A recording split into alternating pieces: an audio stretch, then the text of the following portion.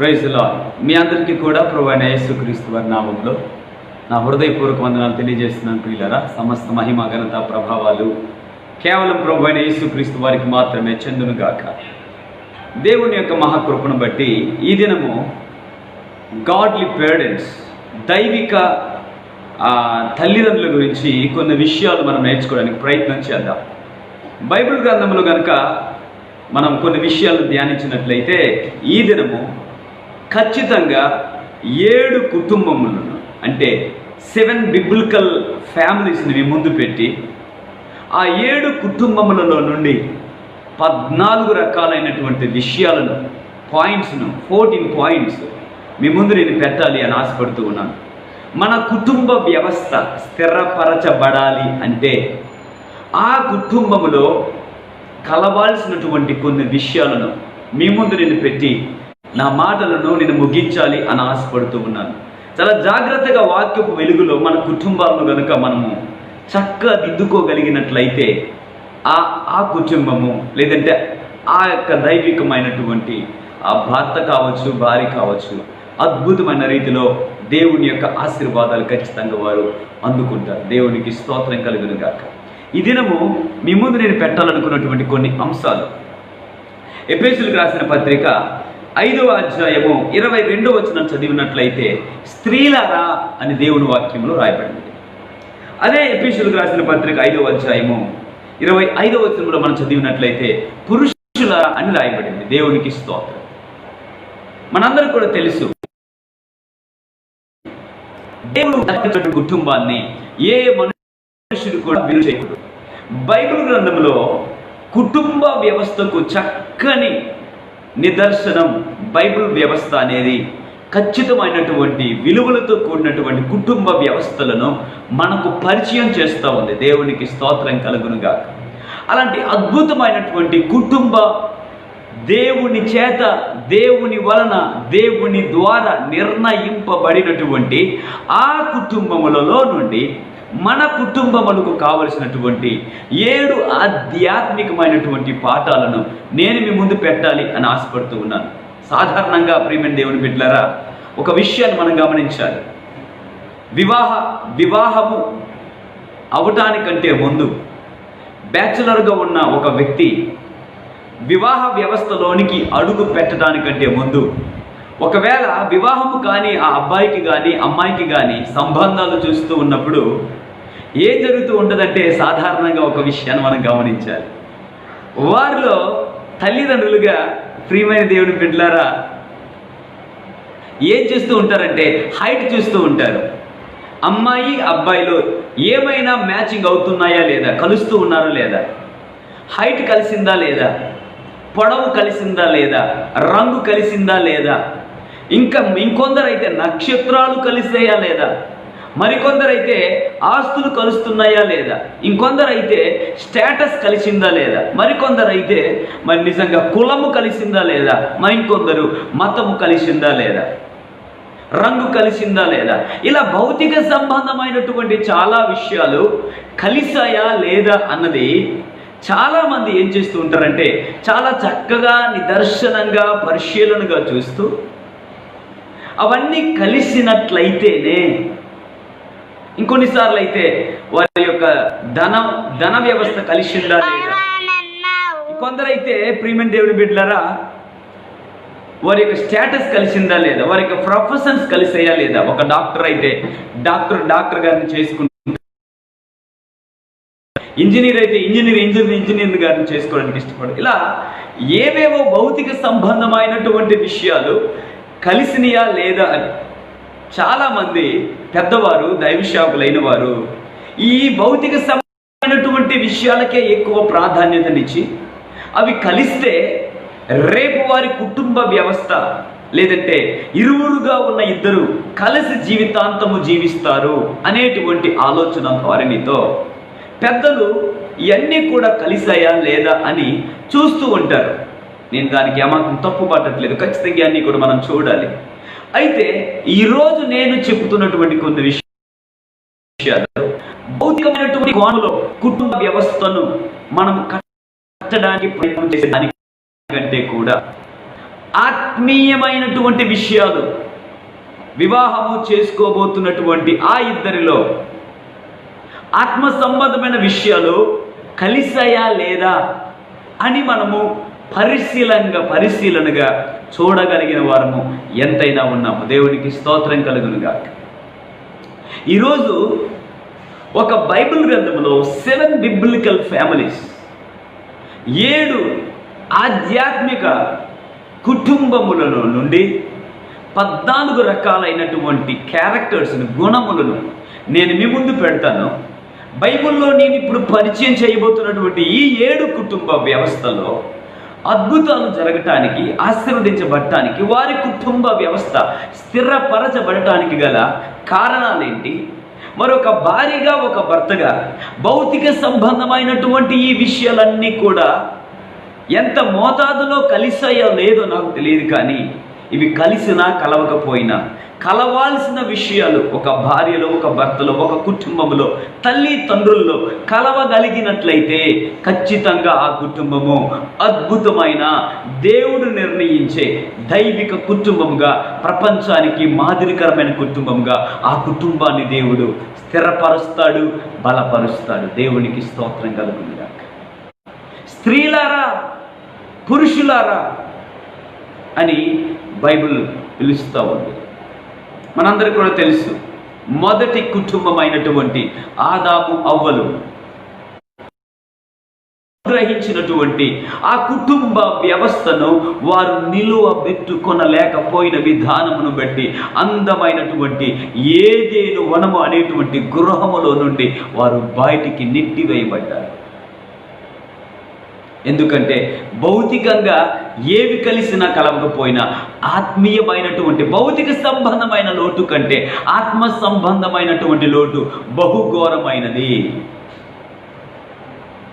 ఈరోజు అందరూ కూడా భౌతికంగానే ఆలోచిస్తూ ఉన్నారు. ధనం ఉందా లేదా, రంగు ఉందా లేదా, మంచి స్టేటస్ ఉందా లేదా, ఉద్యోగం ఉందా లేదా, హైట్ ఉందా లేదా, పర్సనాలిటీ ఉందా లేదా, మంచి పలుకుబడి ఉందా లేదా, బాగా పిక్కలు ఉన్నోళ్ళ కాదా.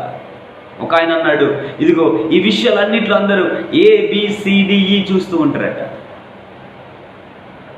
ABCDE అదేంటో నేను మీకు చెప్తాను. దేవునికి స్తోత్రం. ఏ అందం, బి, ఏ అంటే అందాన్ని చూస్తూ ఉంటారు. తర్వాత బి అంటే, సి అంటే, డి అంటే. 7 విషయాలు ఈ వర్తమానం అయిపోయినటువంటి చివరిలో నేను మీకు చెప్పాలని ఆశపడుతూ ఉన్నాను. అంతవరకు దయచేసి మీరు ట్యూన్ టు ది మెసేజ్. దేవునికి స్తోత్రం కలుగునుగాక. అయితే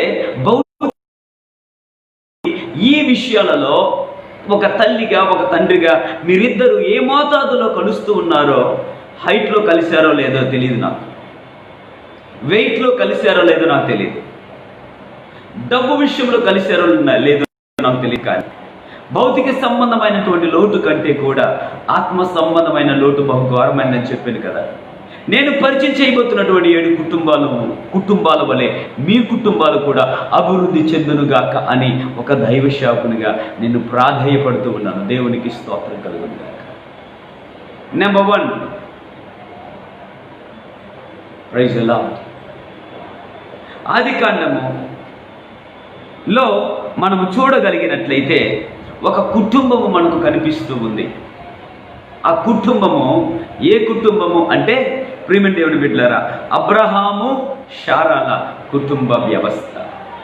అబ్రహాము ఒక తండ్రి, శారా ఒక తల్లి.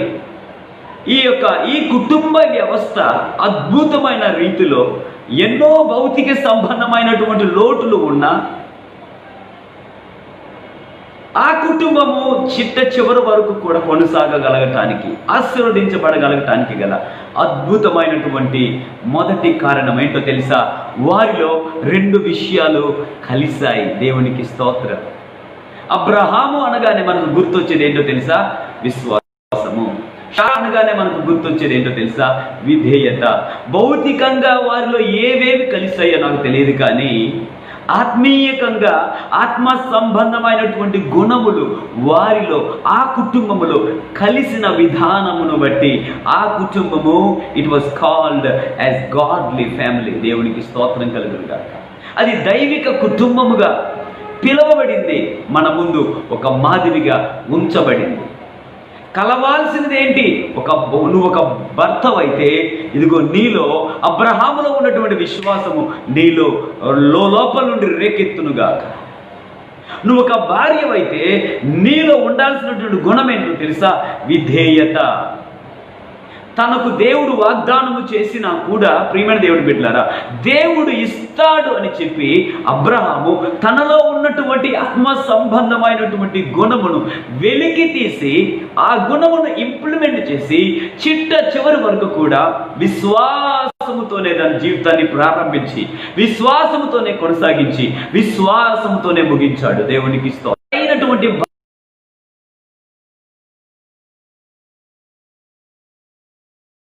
బలమును చేకూర్చగలిగిన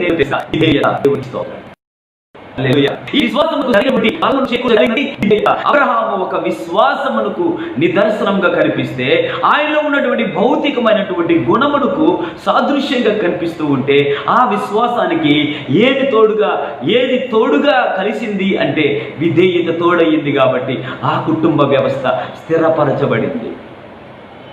ఎప్పుడైతే అబ్రహాం దగ్గరికి ప్రియమైన దేవుని బిడ్డలారా దేవదూతలు వచ్చారు, వారిని ఆహ్వానించి ఇంటికి ఆహ్వానించి వెంటనే సారా గారితో చెప్తాడు, ఇదిగో వారి కొరకు మనం ఏం చేయాలి? విందు సిద్ధపరచాలి.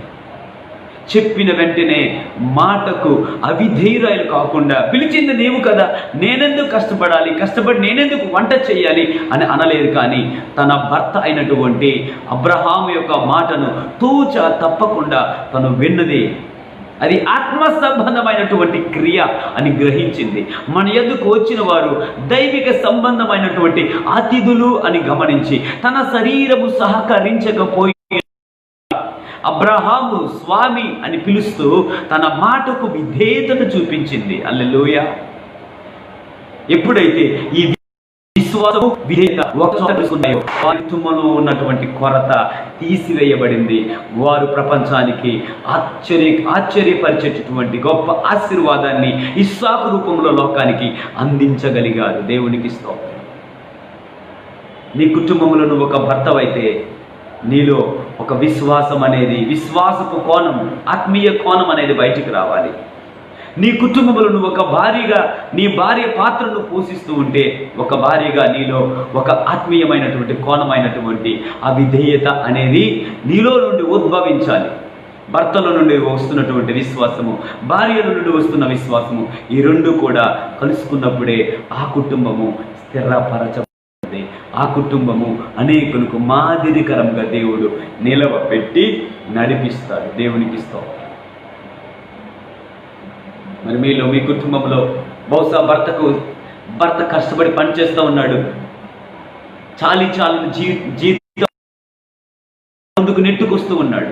ఒక భార్యగా నీవు అర్థం చేసుకోవాల్సిన విషయం ఏంటో తెలుసా? ఒక భర్తగా నువ్వు అర్థం చేసుకోవాల్సిన విషయం ఏంటో తెలుసా? భర్తగా నువ్వు నమ్మాలి, రేపు దేవుడు నన్ను రాబోతున్న దినాల్లో ఖచ్చితంగా దీవిస్తాడు. ఆ విశ్వాసమే నిన్ను రేపు స్థిరపరుస్తాడు. భారీగా నీలో ఉన్నటువంటి ఆ విధేయతే మీ ఇద్దరిని కూడా ఏకం చేసి చక్కనైనటువంటి కుటుంబ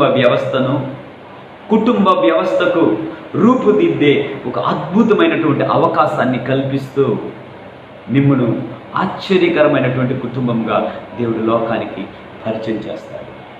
నా మొదటి పాయింట్, రంగులు కలిసినా కలవకపోయినా, హైట్లు కలిసినా కలవకపోయినా, కులము కలిసినా కలవకపోయినా, స్టేటస్ కలిసినా కలవకపోయినా, ప్రొఫెషన్ కలిసినా కలవకపోయినా, ఒక భార్యలో ఒక భర్తలో కలవవలసినవి ఏంటో తెలుసా? నెంబర్ 1 విశ్వాసము, విధేయత. రెండు కూడా ఒకే బాటలో పయనిస్తూ ఉండాలి. దేవునికి స్తోత్రం కలుగుతుంది. నెంబర్ 2, రెండవ కుటుంబాన్ని, చాలా విషయాలు ఉన్నాయి, వివరించడానికి ఎక్కువ టైం లేదు. రెండవ విషయాన్ని నేను మీ ముందు పెట్టాలి అని అనుకుంటున్నాను. ఆ కుటుంబం ఎవరు అంటే, ప్రియమైన దేవుని బిడ్డలారా, ఇస్సాకు, రెబెక్కా. దేవునికి స్తోత్రం. ఇస్సాకు అనగానే మనకు గుర్తొచ్చేది ఏంటో తెలుసా? వాక్యము. దేవునికి స్తోత్రం. మొట్టమొదటిది నేను చెప్పాను, అబ్రహాము, శారా.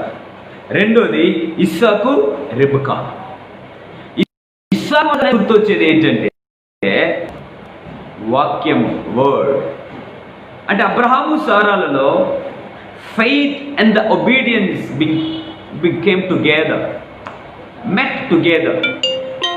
ఇస్సాకు, రెబెక్కాల జీవితంలో ఇస్సాకు జీవితాన్ని వాక్యముతో నేను ఎందుకు నిజంగా సరిపోల్చవలసి వచ్చిందంటే, తన వివాహ వ్యవస్థలోనికి అడుగు పెట్టడానికంటే ముందు ఇస్సాకు ఏం చేస్తూ ఉన్నాడంటే, అప్పటికే తన తండ్రి దాసుడైనటువంటి ఎలియాజరు తన కుమారుని కొరకు ఒక భార్యను వెతికి తీసుకుని రావడానికి వేరే దేశానికి వెళ్ళాడు.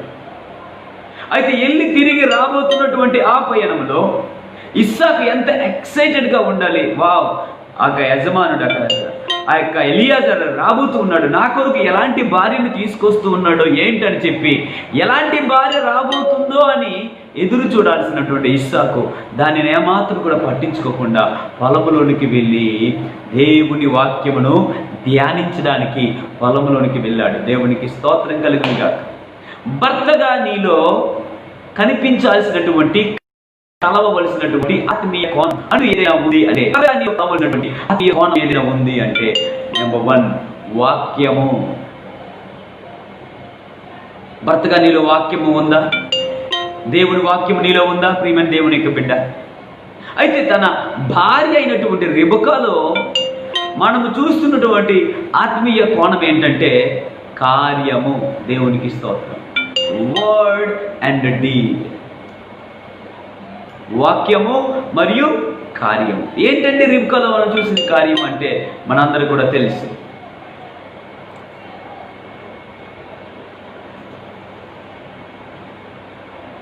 ఎప్పుడైతే ఎలియాజరు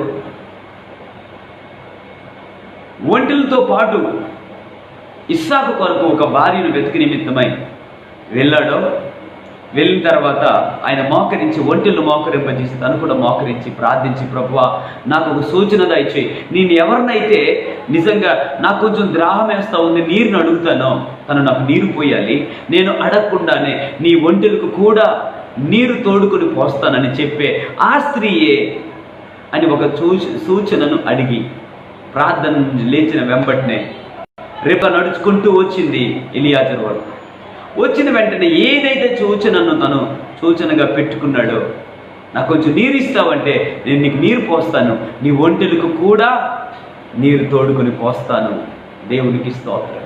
చూడండి, అది బావి. ఆ దినాలలో బావులకు మెట్లు ఉండేవట. మెట్లలో ప్రదేశం లోపలికి ఎన్ని అడుగులు ఉందో మనకి తెలియదు. అక్కడి నుండి క్రిందకు దిగి కుండతో, కడవతో నీటిను నింపి ముంచుకొని పైకి తీసుకుని వచ్చి తనకు నీరు పోసింది మాత్రమే కాకుండా ఒక్కొక్క ఒంటెకు సుమారుగా లీస్ట్గా 10 ఒంటెల కంటే తక్కువ కాకుండా అక్కడ ఉండి ఉండవచ్చు. ఒక్కొక్క ఒంటె ఎన్ని లీటర్ నీరు తాగుద్దో ఒకసారి గమనించు. అయితే తన ప్రేమను క్రియలలో వ్యక్తపరిచింది. అంటే సరైనటువంటి కుటుంబాన్ని దేవుడు జతపరుస్తూ ఉన్నాడు. ఒకటి, నువ్వు భర్తగా నీలో వాక్యానికి నువ్వు సాదృశ్యంగా నిలబడితే ఆ వాక్యమునకు చక్కనైనటువంటి తోడు ఏంటో తెలుసా? కార్యము. Word and deed should come together in a family.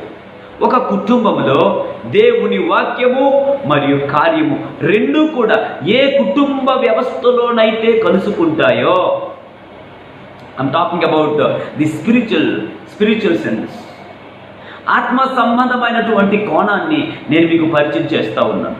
ఏ కుటుంబంలోనైతే వాక్యము కార్యము రెండూ కూడా ఒకే చోట కలుసుకుంటాయో ఆ కుటుంబ వ్యవస్థ క్రీస్తు కృపలో నిత్యము స్థిరపరచబడుతుంది. దేవునికి స్తోత్రం కలుగునుగాక. చాలా విషయాలు ఉన్నాయి. 3వ కుటుంబాన్ని నేను మీకు పరిచయం చేస్తాను. మూడవ కుటుంబం ఎవరు అంటే యాకోబు, రాహేలు. దేవునికి స్తోత్రం. యాకోబులో మనకేం కనిపిస్తుంది? ఏ కోణం కనిపిస్తుంది అంటే ప్రేమ. రాహేలులో మనకు కనిపిస్తున్నటువంటి కోణం ఏంటంటే ఓర్పు.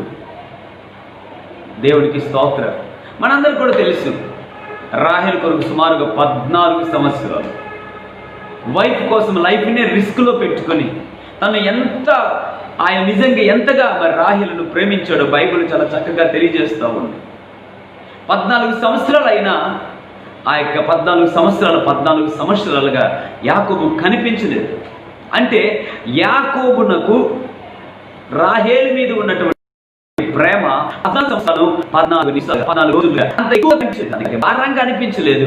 ఆ ప్రేమ ప్రవాహంలో తన కష్టం అంతా కొట్టుకొని పోయింది. తన టార్గెట్ అంతా ఒక్కటే, తను ప్రేమించినటువంటి తనకు భార్యగా తన జీవితంలో రాబోతున్నటువంటి ఆ యొక్క రాహేలు కొరకే ఇదంతా కూడా చేస్తూ ఉన్నాడు. అంటే నిజమైనటువంటి ప్రేమకు నిదర్శనంగా, తార్కాణంగా కనిపిస్తూ ఉంది యాకోబు యొక్క జీవితం. దేవునికి స్తోత్రం కలుగునుగా. ప్రియమైన దేవుని బిడ్డ, నువ్వు ఒక భర్తవైతే, ఒక భర్తగా నీలో ఉండవలసినటువంటి ఆత్మీయ కోణం ఏంటో తెలుసా? దేవుని ప్రేమ. నీ భార్యని నువ్వు మనస్ఫూర్తిగా నిజంగా ప్రేమిస్తూ ఉన్నావా? కొన్నిసార్లు ఇంట్లో ఉన్నటువంటి భార్యను పక్కన పెట్టి ఎవరెవరినో ప్రేమిస్తూ ఉంటారు. ఒక్క ఎముకతోని ఏగలేకపోతూ ఉంటే 3-4 ఎముకలు మెయింటైన్ చేస్తూ ప్రేమను పంచుకుంటూ వెళ్ళిపోతూ ఉంటారు చాలామంది. నో, నీ ప్రేమను, ఒక భర్త ప్రేమను, ఆ భర్తలో ఉన్నటువంటి 100% ప్రేమ అంతా కూడా నీ భార్యకే సొంతమగును గాక. హల్లెలూయా. 100%లో 99% లవ్ కాదు, 100% లవ్ అంతా కూడా లెట్ యువర్ వైఫ్ సంపూర్ణంగా ఆమె తీసుకోవాలి, ఆమెకే అంకితం అవ్వాలి, ఆమెకే పరిమితం అవ్వాలి. That is a right. ఒక భర్తగా యాకోబువలే నీ కుటుంబంలో ఒకవేళ ఈ కోణం అనేది లేకపోతే నీ కుటుంబ వ్యవస్థ స్థిరపరచబడదు, కట్టబడదు. ప్రియమైన దేవుని బిడ్డ, భర్తగా నీలో ప్రేమ, నీ భార్య పట్ల ప్రేమ, ఒక తండ్రిగా నీలో ఒక ప్రేమ కోణాన్ని దేవుడు చూడాలి అనుకుంటూ ఉన్నాడు. అయితే భార్యగా లేదంటే తల్లిగా నీలో ఆ కుటుంబంలో రాహేలు వలె నీలో ఉండాల్సినటువంటి గుణం ఏంటో తెలుసా? ఓర్పు, పేషెన్స్. ఈ పేషెన్స్ అనేది చాలా చాలా శ్రేష్టమైనటువంటి పదము. నేను ఎప్పుడు చెప్తూ ఉంటాను, పేషెన్స్ అనేది కుటుంబంలో పేషెన్స్ అనేది లేకపోతే ఆ కుటుంబము లేదంటే ఆ వ్యక్తులు పేషెన్స్గా మారిపోతారు. పేషెన్స్గా మారకుండా ఉండాలి అంటే మీలో కావలసినంత పేషెన్స్ ఉండాలి. దేవునికి స్తోత్రం. సాధారణంగా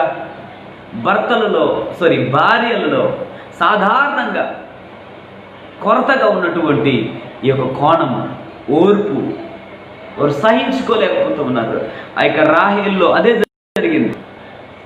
ముందైతే వెళ్ళి భర్తను పట్టుకొని అడుగుతా ఉంది, నాకు బిడ్డలు దయచేయండి.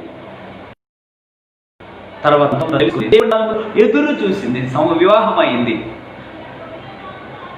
తన సవతికి, తన అక్కగారికి బిడ్డలు పుడుతూ ఉన్నారు, తనకి బిడ్డలు లేరు. ఎంతగానో వేదన చెందుతూ ఉంది, బాధపడుతూ ఉంది. అయితే దేవుని సమయము కొరకు రాహేలు ఎదురు చూచింది. దేవునికి స్తోత్రం కలుగునుగాక. ప్రియమైన దేవునికి బిడ్డ, నీ జీవితంలో బిడ్డల కొరతతో నువ్వు ఉన్నావా? కుటుంబంలో ఎన్నో ఇబ్బందులు ఉన్నాయి, ఆర్థికపరమైన సమస్యలతో సతమతం అయిపోతూ ఉన్నావా?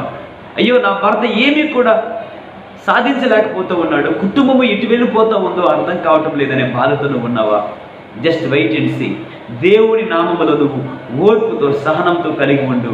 ఈరోజు చేతకాని నీ భర్తే కావచ్చు, నీ భార్య కావచ్చు, రేపు అనేకులను 100,000 మందిని పోషించే గొప్ప అద్భుతమైన సామర్థ్యాన్ని దేవుడు నీ కుటుంబానికి దయచేస్తాడు. అలా దేవుడు దయచేయాలంటే భార్య భర్తలుగా, తల్లిదండ్రులుగా మీలో మీ కుటుంబ వ్యవస్థ స్థిరపరచబడాలి అంటే భౌతిక సంబంధమైనటువంటి కోణం కంటే కూడా ఆత్మ సంబంధమైనటువంటి కోణం కలవాలి. అదేంటంటే ప్రేమ, ఓర్పు, love and patience should come together in one point. ఈ రెండు కూడా ఏ కుటుంబంలోనైతే కలుస్తాయో ఆ కుటుంబము స్థిరపరచబడుతుంది. నెక్స్ట్ ఫ్యామిలీ నేను ముందు పెడతాను. 4వ కుటుంబము బోయజు, రూతు. దేవునికి స్తోత్రం. బోయజులో మనకు కనిపించేటటువంటి ఆత్మీయ కోణం ఏంటంటే దయ, కైండ్నెస్. రూతులో మనము చూస్తున్నటువంటి ఆత్మీయ కోణం ఏంటంటే పరిశుద్ధత. చాలా జాగ్రత్తగా దేవుని వాక్యాన్ని వినండి. బోయజులో దయ అనేటువంటి కోణం కనిపిస్తూ ఉంది. రూతులో హోలీనెస్, పరిశుద్ధత అనేటువంటి కోణము కనిపిస్తూ ఉంది. భార్యగా, భర్తగా నీలో దయను దేవుడు చూడాలనుకుంటున్నాడు. భార్యగా నీలో పరిశుద్ధతను దేవుడు చూడాలి అనుకుంటూ ఉన్నాడు. ఎప్పుడైతే దయతో పరిశుద్ధత కలిసిందో, ఏకమైందో, దేవుడు ఎంతగా ఆ కుటుంబ వ్యవస్థను దీవించడం మనందరికీ కూడా తెలుసు. అదే వంశావళిలో నుండి మనందరి రక్షకుడైన ప్రభు అయిన యేసుక్రీస్తు ఉద్భవించాడు. దేవునికి మహిమ కలుగునుగా. ఒక గాడ్లీ హస్బెండ్గా నీలో నీ భార్య పట్ల ఈ దయ అనేది నువ్వు చూపిస్తున్నావా? కొంతమంది భార్యను గొడ్డుకు బాదినట్లుగా బాదుతూ ఉంటారు. ఎంత లేచింది మొదలుకొని మరలా పడకలోనికి వెళ్ళేంత వరకు కూడా పని చేస్తూనే ఉంటుంది. అయినా వారికి కనీసం చిన్న దయ కూడా చూపించరు. వారి యొక్క మినిమం నెససరీస్ కూడా, నీడ్స్ కూడా వారు తీర్చలేని వారుగా, కొంతమంది టార్చర్ చేస్తూ, ఎంత భరించినా, ఎంత చేసినా కూడా కలవరపరుస్తూ, ఇబ్బంది పెడుతూ, ఏదో ఒక రకంగా వేధిస్తూ చాలామంది భర్తలు, భార్యలు ఆత్మహత్యలు చేసుకోవటానికి ప్రేరేపకాలుగా కనిపిస్తూ ఉన్నారు చాలా కుటుంబాలు. అలాంటి కుటుంబాన్ని దేవుడు ప్రేమించాడు. నువ్వు ఒక భర్తవైతే నీలో దేవుడు చూడాలి అనుకుంటున్నటువంటి బోయాజు, రూతుల కుటుంబం వలె మీ కుటుంబం కూడా అభివృద్ధి చెందాలి అంటే భర్తగా నీలో దయ అనేది బయటకు రావాలి. భార్యగా నీలో రావాల్సిన గుణం ఏంటో తెలుసా? పరిశుద్ధత. బోయాజు కాళ్ళ దగ్గరే రాత్రంతా కూడా పడుకొని తన కన్యాత్వమును, తన పరిశుద్ధతను రుజువు పరుచుకున్నటువంటి రూతు లాంటి ఆ పరిశుద్ధత అంటే దయ, పరిశుద్ధత ఏ కుటుంబంలోనైతే కలుస్తాయో ఆ కుటుంబము స్థిరపరచబడుతుంది. అనేకులకు దేవుడు ఆ కుటుంబాన్ని అద్భుతమైన, మాదిరికరమైన కుటుంబ వ్యవస్థగా పరిచయం చేసి నిలవబెడతాడు. దేవునికి స్తోత్రం. ఎక్కువ విషయం చెప్పడానికి సమయం లేదు. ఇంకో కుటుంబం ఉంది ప్రియమైన దేవుని బిడ్డలారా. ఆ కుటుంబాన్ని నేను మీకు పరిచయం చేస్తాను. ఇప్పుడు ఎన్ని కుటుంబాలు చూసాము? అబ్రహాము, సారాల ఒక కుటుంబము, ఇస్సాకు, రిబకా రెండవ కుటుంబము, యాకోబు, రాహేలు మూడవ కుటుంబము, ఆ తర్వాత బోయజు, రూతు 4వ కుటుంబమును మనం చూసాం. ఇప్పుడు మనం చూడబోతున్న ఇంకొక 5వ కుటుంబము ఏమిటి అంటే ప్రియమైన దేవుని బిడ్డలారా, ఇక్కడ చూసినట్లయితే న్యాయాధిపతుల గ్రంథము 13వ అధ్యాయము 9వ వచనములో మనం చూసినట్లయితే అక్కడ ఒక కుటుంబం మనకు కనిపిస్తూ ఉంది. అది మనోహ భార్యల కుటుంబం. దేవుడికి స్తోత్రం. మనోహ అనేటువంటి వ్యక్తిలో మనకు కనిపిస్తున్న ఆత్మీయ కోణము ప్రార్థన. మనోహ భార్యలో ఉండవలసిన లేదంటే కనిపిస్తున్నటువంటి ఆత్మీయ కోణము దర్శనము. దేవునికి స్తోత్రం. ఆయన ప్రార్థించేవాడిగా ఉంటే ఈమె దర్శనములను చూచేదిగా కనిపిస్తూ ఉంది. అందుకే దేవుడు ఆ గర్భమును ఎంతగా, కుటుంబాన్ని ఎంతగా దీవించాడంటే ఒక నాజీరు చేయబడినటువంటి అతి బలాఢ్యుడైనటువంటి సంసోనును ఆ కుటుంబంలో నుండే దేవుడు ఉద్భవింపజేశాడు, లోకానికి పరిచయం చేశాడు. నాజీరు చేయబడిన ఒక వ్యక్తి ఆ కుటుంబంలో నుండి, అంటే వారిలో కలిసినటువంటి కోణాలు ఏంటి? ఆత్మ సంబంధమైన కోణాలంటే ప్రార్థన, దర్శనము. Prayer and vision came together to lead the family into A right direction. ఒక భర్త నీలో ప్రార్థన అనే కోణం ఉందా? ఒక భార్యగా నీలో ప్రభు సన్నిధిలో నిరీక్షణ కలిగి ప్రార్థించి దర్శనములను నీ కుటుంబం కొరకు అద్భుతమైన పరలోకపు దర్శనములను చూడగలిగినటువంటి భార్యగా నువ్వు ఉన్నావా? ఒకవేళ లేకపోతే దేవుడితో మాట్లాడుతూ ఉంటే ఒక నిర్ణయం తీసుకుంటావా? ప్రభువా, నా కుటుంబంలో నేను మిమ్మల్ని చూసే ఆ దర్శనం పొందే భార్యగానే ఉండాలి. ప్రార్థించే భర్తగా నా భర్త ఉండాలి ప్రభువా. ఎప్పుడైతే ఈ ప్రార్థన దర్శనం రెండూ కూడా ఒక చోట కలిశాయో ఆ కుటుంబం ఎంతగా దీవించబడిందో మనందరూ కూడా తెలుసు. దేవునికి స్తోత్రం. ఇంకొక కుటుంబాన్ని నేను మీకు పరిచయం చేస్తాను. ఆ కుటుంబం ఏంటంటే ఎలిజబెత్ జకరియా. దేవునికి స్తోత్రం. ఎలిజబెత్ జకరియా. ఈ ఎలిజబెత్ జకరియా జీవితాలను కూడా మనం చూడగలిగినట్లయితే ప్రియమైన దేవుని బిడ్డలారా, ఎలిజబెత్లో మనకు కనిపిస్తున్నటువంటి ఆత్మ సంబంధమైనటువంటి కోణం ఏంటో తెలుసా? భయభక్తులు. ఈ జకరియాలో మనకు కనిపిస్తున్నటువంటి కోణము దేవుని యాజకత్వం, సేవ. దేవునిలో భయము భక్తి కనిపిస్తూ ఉన్నాయి. అట్ ద సేమ్ టైం సేవా లక్షణము, సేవా గుణము కూడా కనిపిస్తూ ఉంది. మరి నువ్వు ఒకవేళ విశ్వాసివి కావచ్చు, ఎంప్లాయీ కావచ్చు, ఇంకొక ఉద్యోగాన్ని చేసుకుంటూ నీ కుటుంబ వ్యవస్థను, కుటుంబాన్ని పోషిస్తున్న వ్యక్తివి కావచ్చు. నువ్వు ఒక భార్యగా నీలో ఏముండాలంటే భయము భక్తి. దేవుడంటే భయము భక్తి నీలో ఉండాలి, నీ భర్తలో ఉండాలి. నీ భర్తలో కూడా ఉండవలసిన రెండవ కోణం ఏంటంటే యాజకత్వపు లక్షణం. అంటే దైవ సేవకులను, దైవ బిడ్డలను దేవుని సేవకు ప్రాధాన్యతనిచ్చేటటువంటి ఆ సేవకు ప్రోత్సాహపరిచే ఆ యొక్క మనస్సు గనుక భర్తగా నీలో ఉండగలిగితే, ఎప్పుడైతే దేవుని యందు ఆ భక్తి మరియు దైవిక దేవుని పట్ల ఆ యాజకత్వపు లక్షణం కలిగిన సేవ, ఎప్పుడైతే భయము, ఎప్పుడైతే భక్తి మరియు యాజకత్వము లేదంటే సేవ ఎప్పుడైతే రెండు ఒకచోట కలుసుకున్నాయో అద్భుతం జరిగింది. అలాంటి కుటుంబంలో నుండి యేసుక్రీస్తు ప్రభువారికి సహితము బాప్తిస్మము ఇవ్వగలిగినటువంటి యోహాను ఉద్భవించాడు. దేవునికి స్తోత్రం. ఇలా అన్ని కుటుంబాలు చూసుకోండి. ఏ ఆత్మ సంబంధమైన కోణములో కలిసిన ఈ 6 కుటుంబములలో అబ్రహాము, సారాలు కుటుంబాలు ఆధ్యాత్మిక కలవబడ్డాయి. ఆ కుటుంబంలో నుండి వాగ్దాన పుత్రుడు బయటకు వచ్చాడు. దేవునికి స్తోత్రం. ఇస్సాకు, రిబకాలు వారి కుటుంబము కూడా దేవుని కృపలో, వాక్యములో, కార్యములో కలవబడ్డాయి. ఆ కుటుంబములో నుండి కూడా నేను యాకోబు దేవుడును అని చెప్పుకోదగ్గ దేవునితో పోరాడగలిగిన ఒక యాకోబు బయటకు వచ్చాడు. దేవునికి స్తోత్రం. 3వ కుటుంబమైన యాకోబు, రాహేలు ఆత్మీయంగా కలుసుకున్నారు. ప్రేమ ఓర్పు కలిసిన చోట కరువు కాలంలో ఎంతగా ఓర్పు చెందిందండి రాహేలు. బిడ్డలు లేకపోయినా ఓర్చుకుంది, దేవుడి సమయం కొరకు ఎదురు చూచింది. ఎప్పుడైతే ప్రేమ ఓర్పు రెండూ కలుసుకున్నటువంటి ఆ కుటుంబంలో కరువు కాలంలో ప్రపంచంలో పోషించగలిగినటువంటి ఫలించుడు కొమ్మ అయిన యోసేపు ఆ కుటుంబంలో నుండి బయటకు వచ్చాడు. దేవునికి స్తోత్రం. బోయజు, రూతు దయకు పరిశుద్ధతకు నిదర్శనంగా ఉన్న దయా పరిశుద్ధత కలుసుకున్న ఆ కుటుంబములో నుండి, ఆ వంశావళిలో నుండి మన అందరి ప్రపంచ రక్షకుడైన ప్రభువైన యేసుక్రీస్తు ఆ వంశావళిలో నుండే బయటకు వచ్చాడు. దేవునికి స్తోత్రం.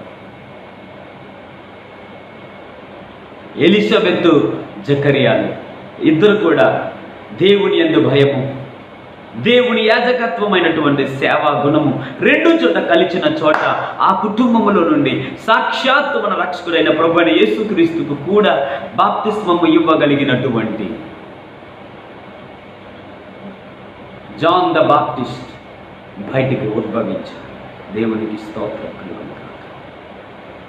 అదే రీతిగా 6వదిగా మనోహ భార్య ప్రార్థన, దేవుని దర్శనం రెండు కూడా ప్రార్థనా దర్శనం కలుసుకున్నటువంటి ఆ కుటుంబంలో అద్భుతం జరిగింది. అతి బలాఢ్యుడైన సంసోను నాజీరు చేయబడిన ప్రత్యేకింపబడినటువంటి వ్యక్తి అయిన సంసోను పుట్టుకొచ్చాడు. చివరి కుటుంబాన్ని నేను మీకు పరిచయం చేస్తాను. యోసేపు, మరియా. యోసేపు నీతికి సాదృశ్యంగా కనిపిస్తే మరియా దేవుని కృపకు సాదృశ్యంగా కనిపిస్తూ ఉంది. అంటే నీతి కృప రెండు కూడా కలుసుకున్న చోట అద్భుతం జరిగింది. నీకు చెప్పనక్కర్లేదు. ఆ కుటుంబంలో నుండి సాక్షాత్ ఎగ్జాక్ట్లీ నీతి కృపలు కలవాలి.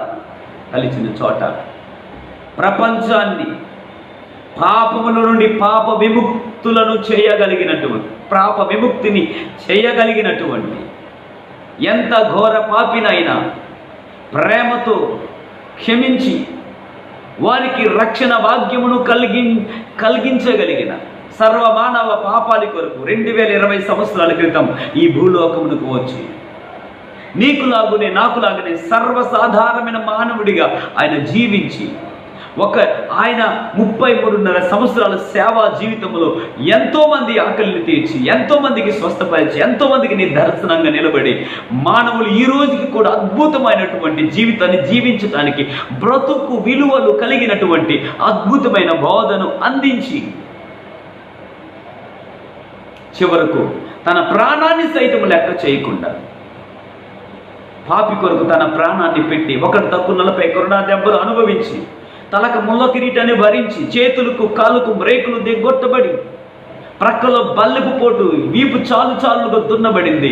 తుది శ్వాస వరకు చివరి బొట్టు వరకు తన రక్తము పాపికి అందించిన ఒక పాపి ఇష్టపడటానికి కష్టాన్నైనా ఇష్టంగా చేసుకుని ఇష్టపడి మరి వచ్చి పాపి కొరకు ప్రాణం పెట్టిన ప్రభువు అయిన యేసుక్రీస్తు ఆ వంశావళిలో నుండే బయటకు వచ్చాడు. హల్లెలూయా.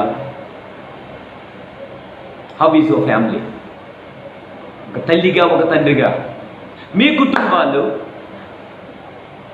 చరిత్రలో గడగాలి అంటే, తార్కాణంగా ఉండాలంటే, అనేకులు మాదిరిగా ఉండాలంటే మీ కుటుంబాలలో నుండి ఒక యోసేపు, మీ కుటుంబాలలో నుండి ఒక యాకోబు, మీ కుటుంబాలలో నుండి ఒక సంసోను, మీ కుటుంబాలలో నుండి ఒక యేసుక్రీస్తు, మీ కుటుంబాలలో నుండి ఒక వాగ్దాన పుత్రుడు,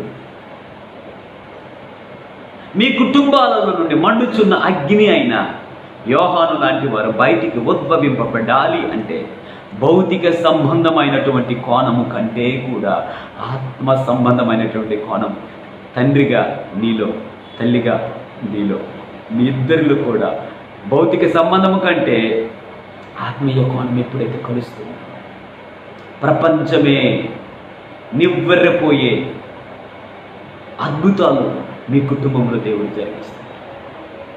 దేవునికి స్తోత్రం. భర్తలారా, స్త్రీలారా, పురుషులారా, ప్రియమైన తల్లి తండ్రులారా, ఒక దైవ సేవకునిగా వేదనతో చెప్తున్నటువంటి మాట, మీ కుటుంబాలు ఈ కుటుంబాల వల్ల దీవించబడాలని మీరు అనుకుంటే మీరు ఉన్న పాటును నాతో పాటు మీరు ఈ ఆన్లైన్లో కానీ ఆఫ్లైన్లో కానీ నాతో పాటు ప్రార్థనలో ఏకీవించి ఒక చిన్న ప్రార్థన చేయండి. ప్రభువా, ఇప్పుడు కూడా భౌతిక సంబంధమైనటువంటి ఎత్తు తగ్గులనే మేము చూసుకున్నాం, సరి చూసుకున్నాం. ప్రభువా, మా హైట్ చూసుకున్నాం, మా కలర్ చూసుకున్నాం, మా స్టేటస్ చూసుకున్నాం, మా రంగు చూసుకున్నాం, మా కులము, మా మతాన్ని చూసుకున్నాం. కానీ ఆత్మ సంబంధమైనటువంటి కోణాన్ని ప్రభువా మేము ఈ రోజు వరకు కూడా అర్థం చేసుకోలేకపోయాము, చూడలేకపోయాము. మమ్మల్ని క్షమించండి. ఇక నుండైనా ఆత్మ సంబంధమైనటువంటి కోణంలో ఒకరిని ఒకరు ఆధ్యాత్మికంగా ఆ గుణములను కలిగి విలువలను కలిగిన కుటుంబముగా ఇక నుండి మేము దీవించబడాలని ఆశపడుతున్నాము ప్రభువా అని నువ్వు ఆలోచన కలిగి నాతో పాటు ప్రార్థనలో ఏకీభవించగలిగితే నీ కుటుంబము అద్భుతమైన రీతిలో 7 కుటుంబాలలో నుండి 14 విషయాలు నేర్చుకున్నట్లుగా, ఈ 7 కుటుంబాలు దీవించబడినట్లుగా నెక్స్ట్ నీ కుటుంబాన్ని దేవుడు నిలబెడతాడు. నీ కుటుంబాన్ని అనేకులకు మాదిరికరంగా దేవుడు స్థిరపరిచి రుజువుపరిచి నడిపిస్తాడు. నాతో పాటు కళ్ళు మూసుకొని ప్రార్థనలు ఏకీభవించగలవా? ప్రభువా, నా భర్తలో నేను ఆ విశ్వాసాన్ని చూడలేకపోతూ ఉన్నాను, ఆ వాక్యాన్ని చూడలేకపోతూ ఉన్నాను, ఆ ప్రేమని చూడలేకపోతున్నాను. ప్రభువా, ఆ యొక్క దయను నేను చూడలేకపోతూ ఉన్నాను. ఆ సేవకులను ప్రేమించి లేదంటే సేవక ధర్మాన్ని గుణాన్ని చూడలేకపోతూ ఉన్నాను. ప్రభువా, నా భర్తలో ప్రార్థన జీవితాన్ని చూడలేకపోతూ ఉన్నాను. నా భర్తలో ఆ నీతి నాకు కొత్తగా కనిపిస్తూ ఉంది అని ఒక భార్యగా ముందు నీ భర్త కొరకు ప్రార్థన చేయగలవా? ఒకవేళ నువ్వు ఒక భర్తవైతే నీ భార్య కొరకు, ప్రభువా, నా భార్యలో నాయన నేను విధేయతను చూడలేకపోతూ ఉన్నాను. నా భార్యలో ప్రభువా ఆ యొక్క కార్యమును నేను చూడలేకపోతూ ఉన్నాను. ప్రభువా, నా భార్యలో ఓర్పు నాకు కనిపించడం లేదు. నా భార్యలో ఆ పరిశుద్ధత కొత్తగా కనిపిస్తూ ఉంది. ఆ భయము, దైవిక భయము నా భార్యలో కనిపించడం లేదు. ప్రభువా అయ్యా, నా భార్యలో దర్శనములను చూడగలిగినటువంటి ఆ కృప కనుమరుగైపోయిందయ్యా. నా భార్యలో ఆ యొక్క కృప అనేది లేదు ప్రభువా అని భార్య కొరకు భర్త, భర్త కొరకు భార్య మీరు ప్రార్థన చేయగలిగితే ఖచ్చితంగా ఒకరి ప్రార్థనను మీరు ఒకరి కొరకు ఒకరు ప్రార్థన చేయండి. ఒకవేళ అవకాశం ఉంటే ఒకవేళ భార్య భర్తలు కలిసి చూస్తున్నట్లయితే ఒక భర్త చేయి భార్య, భార్య చేయి భర్త పట్టుకొని, ప్రభువా మా కుటుంబాన్ని గాడ్లీ పేరెంట్స్గా, అయ్యా మేము దైవిక కుటుంబంగా, ప్రభువా మా బిడ్డను మమ్మల్ని చూసి మాదిరికరమైనటువంటి గొప్ప విశ్వాసులుగా తయారయ్యేలాగున మమ్మల్ని దీవించి ప్రభు అని ప్రార్థన చేయండి. చిన్న ప్రార్థన చేస్తాను మీకు. పరిశుద్ధుడైన తండ్రి, ఈ దినము ఒక అద్భుతమైనటువంటి కోణాన్ని మా ముందు పెట్టారు ప్రభువా, మీకు వందనాలు. ఎంత రొద్దు ఎప్పటికీ కూడా మేము భౌతిక సంబంధముగానే తులన చేస్తూ ఉన్నాం, కానీ ఏమేమి కలిసాయో కలవలేదని ఆలోచిస్తున్నాం, కానీ ఆత్మ సంబంధంగా కలవాల్సిన విషయాలు కలవకపోతే ఎంత నష్టమో మేము తెలుసుకున్నాం, కలిస్తే ఎంత లాభమో కూడా తెలుసుకున్నాం ప్రభువా. అబ్రహాము సారాలు అయా కలుసుకున్నప్పుడు ప్రభువా కుటుంబంలో నుండి వాగ్దాన పుత్రుడు బయటకు వచ్చినట్టు, అయ్యా ఇస్సాకు రిబ్కాలు కలుసుకున్న తర్వాత నేను యాకోబు దేవుడు అని చెప్పుకునేటట్టుగా యాకోబు బయటకు వచ్చినట్టుగా, యాకోబు రాహేలును కలుసుకున్నప్పుడు ఓ ప్రభు అదే కుటుంబంలో నుండి ప్రపంచ దేశాలను కరువులో పోషించగలిగిన యోసేపు బయటకు ఉద్భవింపగలిగినట్లుగా, అయ్యా బోయజు రూతుల్లో నుండి ప్రభు అని యేసుక్రీస్తు వారు బయటకు వచ్చినట్లుగా, వంశవల్లో నుండి అయ్యా ప్రభు ఎలిషబెత్ జకరియాల్లో నుండి, ఓ తండ్రి నాయన ఇదిగో నాయన ప్రభు మండుచు ప్రకాశించిన దీపమైన యోహాను బయటకు వచ్చినట్లుగా, ప్రభా మనోహ భార్యలో నుండి ప్రభువా మరి అతి బలాఢ్యుడైన సంసోను నాజీరు చేయబడి ప్రత్యేకింపబడిన సంసోను బయటకు వచ్చినట్లుగా, అయ్యా నీతి కృపలు కలుసుకున్న చోట నీతి సురుడైన యేసుక్రీస్తు వారు ఉద్భవించినట్లుగా మా కుటుంబాలను ఆత్మీయ కోణంలో ఒకరినొకరు భార్యగా భర్త, భర్తగా భార్య ఎంతమంది అయితే ప్రభు ప్రార్థిస్తూ ఉన్నారు,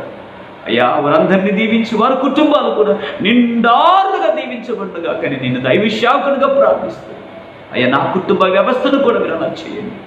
దైవికమైనటువంటి గాడ్లీ పేరెంట్స్గా మేము ఇలా ఉండి ఆ యొక్క నాయన ప్రభువా ఆ ఆత్మీయతను, ఆత్మీయ కోణాన్ని లోకమాలో చూచి మమ్మను బట్టి ప్రభువా మీలోనికి అనేకులకు ఆకర్షితులు అయ్యేటట్టుగా మా జంటను మీరు ఆశీర్వదించమని, ఎంతమంది ప్రార్థన కోరుకున్నారో వారందరినీ మీరు దీవించి ఆశీర్వదించమని, ఆన్లైన్లో ఆఫ్లైన్లో కూడా వినబోతున్న అనేకులతో మీరు క్లియర్గా మాట్లాడి ఆత్మ సంబంధమైన కోణాన్ని వారు అర్థం చేసుకుని ప్రభువా ఆత్మ కోణాన్ని ఒకరినొకరు ఆత్మ కోణంలో ఒకరొకరు కలుసుకొని మిమ్మల్ని సంతోషపరిచే కుటుంబ వ్యవస్థను వారికి మీరు దాయిచేయమని మా ఈ ప్రార్థనను ప్రభువా మీరు ఆలకించినందుకు స్తోత్రం. యేసుక్రీస్తు ప్రభు వారి ప్రశస్తమైన నామంలో ప్రార్థించి అడిగి జవాబును పొంది ఉన్నాము మా పరమ తండ్రి. ఆమేన్, ఆమేన్, ఆమేన్. God bless you all. God bless you. దేవుడు మిమ్మల్ని బహుగా దీవించును గాక. మీరు ఒకవేళ ఇంకా ఈ ఆత్మీయమైనటువంటి సందేశాలు వినాలి అనుకుంటే రెహబోత్ ఎంఎస్ఆర్ అనేటువంటి యూట్యూబ్ ఛానల్ను కూడా మీరు వీక్షించగలరు. దయచేసి పదే అగైన్ అండ్ అగైన్ నీవు నీ భార్య, ఇంటిలో మీరు నీ భార్య ఇద్దరు కూడా కలిసి ఈ వాక్యాన్ని మీరు వినండి. ఖచ్చితంగా దీవించబడతారు. ఎలాగైతే ఇప్పుడు నేను పరిచయం చేసినటువంటి 7 కుటుంబ వ్యవస్థలు ఎలాగైతే కట్టబడి స్థిరపరచబడ్డాయో అలాగనే మీ కుటుంబాలు కూడా స్థిరపరచబడి దీవించబడి ఆశీర్వదించబడును గాక. ఆమేన్.